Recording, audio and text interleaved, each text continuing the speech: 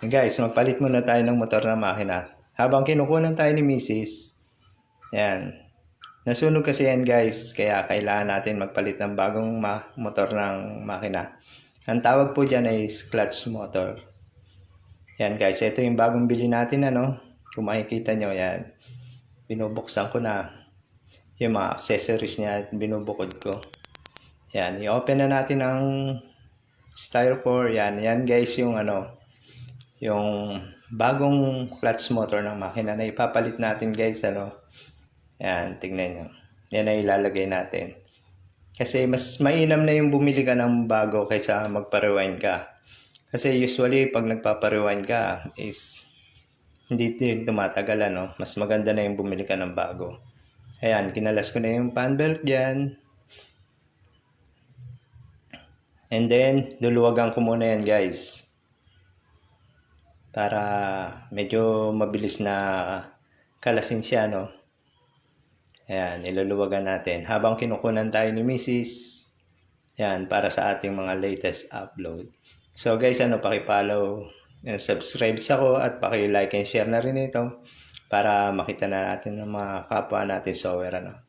Ayan guys, kinakalas ko yung switch ng motor. Kasi guys, pag bumili ka ng bagong motor, ng clutch motor, kasama na lahat yan.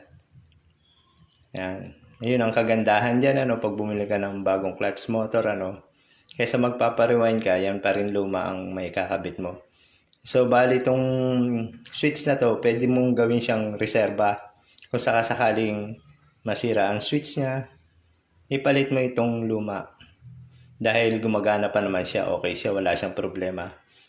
Kaya guys, yan, kinakalas ko na siya. Yan, malapit na.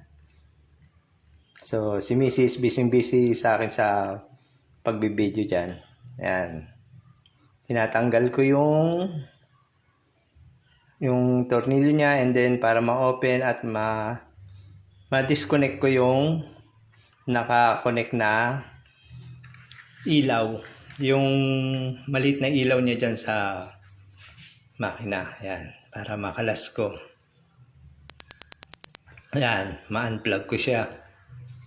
So, ayan guys, ano. Kung makikita nyo, niluluwagan ko yung both side ng ano, no, connector niya. Ayan.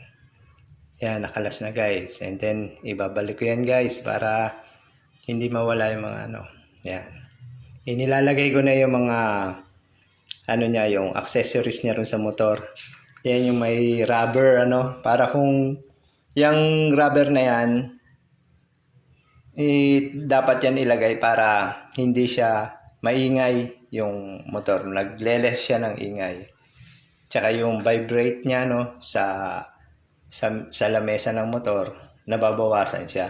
Kaya pag kinabit mo yan guys, ang mangyayari dyan, tahimik yung motor kasi bago nga siya, no. Usually pag naluluma na yung mga motor, umiingay na siya. So nagkakaroon na siya ng malakas na ingay. So pagka ganitong bago guys, tahimik talaga yung motor na yan. Maganda yan. Yan ang kagandahan sa bago. Kaya guys sa inyo, suggested ko sa inyo, bumili na kayong bago kaysa magpa-rewind kayo. Konti lang naman ang diferensya, di ba? O yan guys, ikakabit ko na ngayon yan. Hinahanda ko na yung mga roscas niya. Yan. Medyo may kabigatan ng konti, pero kayang-kaya naman. Kayang-kaya ikabit na mag-isa.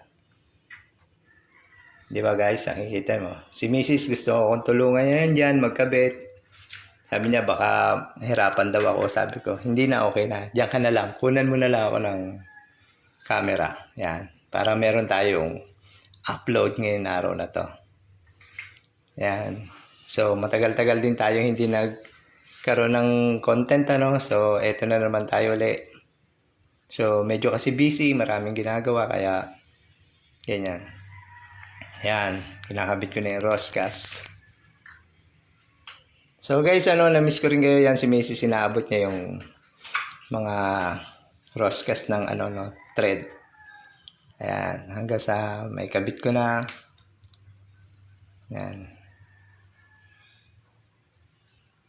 So guys, ano, si Mrs. very supportive sa akin dyan. talagang tinutulungan niya ako. Ito kasi yung mga bread and butter namin eh. Ito yung hanap buhay namin. Simpleng hanap buhay. Basta masipag ka lang, hindi ka magugutom. Mabubuhay ka. Diba? Yan yung mga lagi na-express ng mga negosyante, ano? Yung mga naririnig ko sinasabi ng mga negosyante. Basta masipag ka lang, mabubuhay ka. Diba? Tama yun, guys. Kasi kung tatamad-tamad ka, so anong biyaya ang darating sa'yo? So, eto, kahit papaano makasurvive tayo sa pang-araw-araw nating pangangailangan, di ba?